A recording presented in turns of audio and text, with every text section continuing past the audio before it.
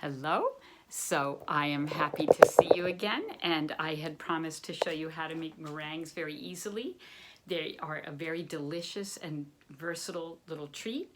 You can use them for fancy desserts or simple little meringue kisses, which is what we're going to be making today. So you will need to bring 4 egg whites. For this recipe, I'm just using 4 eggs. I'll give you different recipes. 4 eggs that I'm bringing to room temperature. Now, if you don't have time to do that, which I often don't, I sometimes just put them in a bowl and pour hot water over them a few times, and that works too. You'll notice I tied up my hair. Nobody wants any hair in their food. I also scrubbed my hand. Not only did I wash my hands well, but I scrubbed my fingernails because you will see. So the first thing you need to do, I've got two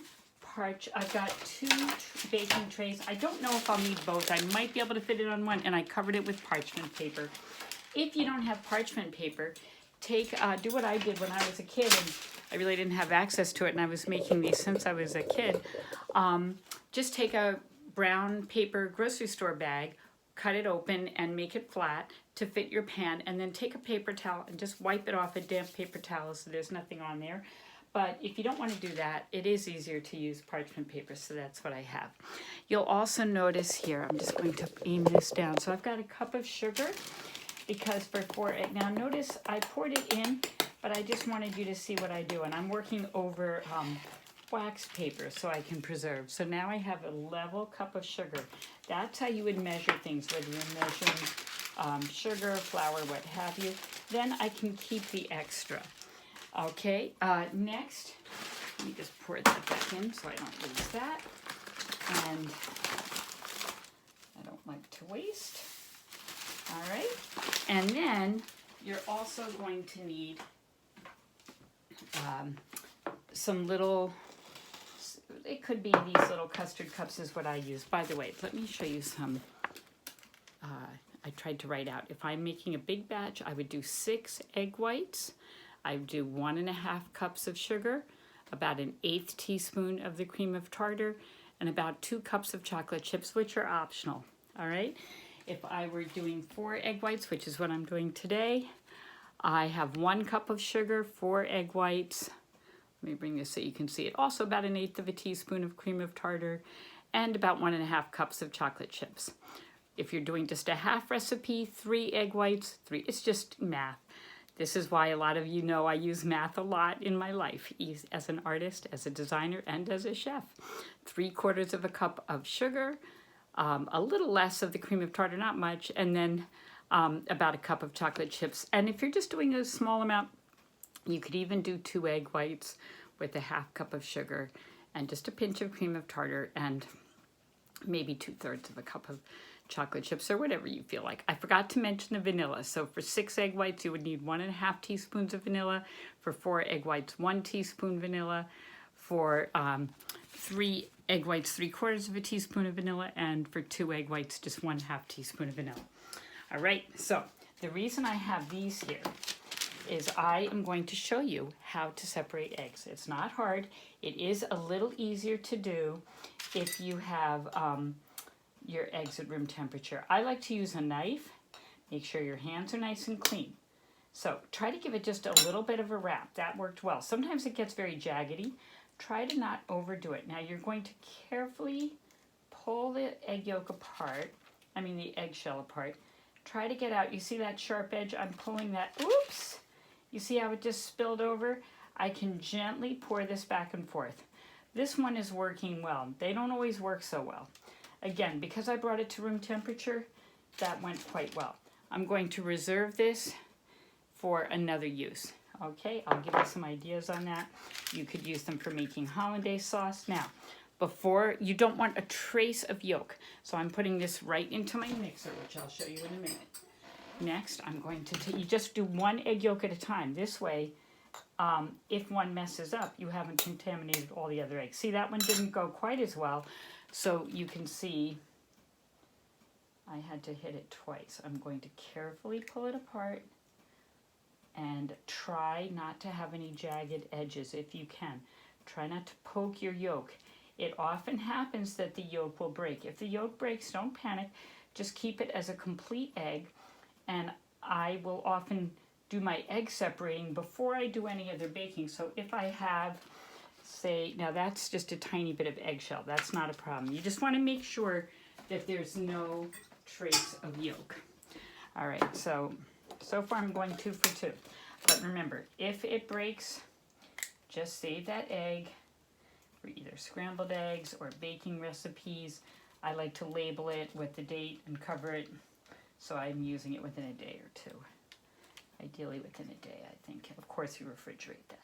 Okay, this is going well.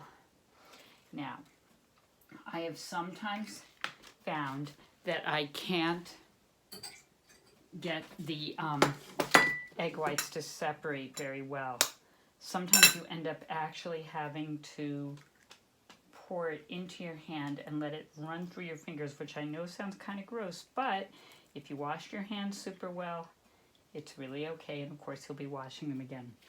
Now, do you see, I'm sort of carefully going back and forth. I want to get as much of the white as I can, but absolutely no trace of yolk. Sometimes you're trying to get every little bit and then you end up breaking the yolk. Okay, so now I have 4 egg yolks for another use. You can also use them for tiramisu, hollandaise sauce, and lemon curd, just to name a few. All right, now I'm going to take, let me swing you around, by the way. You might notice I have a very tiny little kitchen, but I never thought I'd be able to make all this food in an 8 by 8.5 foot kitchen, but here I am. You see, I'm washing my hands. I'm going to take just a little bit of cream of tartar. It just helps things better. Now, if you're making these, like for instance, when it's Passover, I can't use cream of tartar, so I just use a pinch of salt. So I'm just doing like a little bit here. This is a 1/4 teaspoon, so I don't have an 1/8 teaspoon, so I'm just sort of going like that. Put that in first. Now, I am lucky to have this KitchenAid mixer, and I've got to tell you, it makes a huge difference. So let me make sure you can see that. I've got the whisk attachment on, and I'm beating it on high speed, okay? You want to do this first. You get it to high speed, you get it really mixed up first, and it might take a little while to get, let me just see if I can get in a little closer and show you what's going on. So you see already it's getting frothy.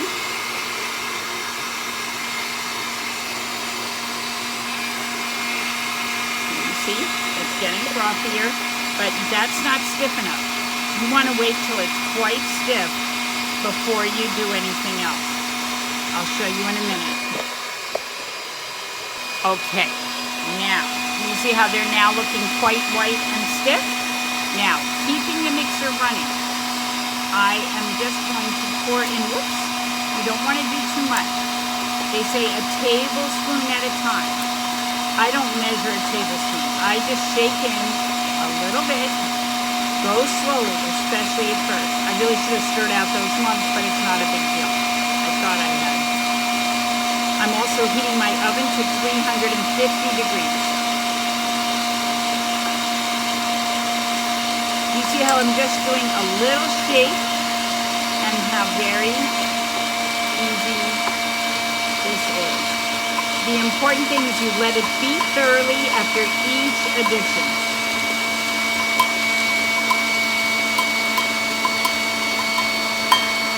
Okay, now. All right, now you see it's nice and stiff.